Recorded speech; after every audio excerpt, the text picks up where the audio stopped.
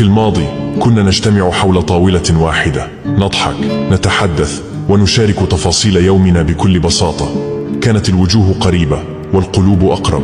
اليوم تغيرت الأمور، لكل واحد منا غرفة خاصة، شاشة خاصة، وحتى حياة خاصة. صرنا نعيش تحت سقف واحد، لكن كل واحد مشغول في عالمه الخاص.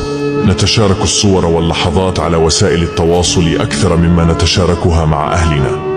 نجلس في نفس المكان، لكن الحديث اختفى. الشاشات أصبحت هي الرابط بيننا، بينما المسافات بين القلوب تكبر يوما بعد يوم. هل هذا هو التطور الذي كنا نحلم به؟ حاول أن تفكر. متى آخر مرة أطفأت فيها هاتفك وجلست مع عائلتك دون أي مشتت؟ متى آخر مرة ضحكت معهم أو سألتهم عن أحلامهم؟ المنازل مهما كبرت تبقى فارغة إذا غاب عنها الحب. فلنحاول إعادة بناء جسور القرب مع من نعيش معهم، لأن العائلة هي البيت الحقيقي وليست الجدران التي تحيط بنا.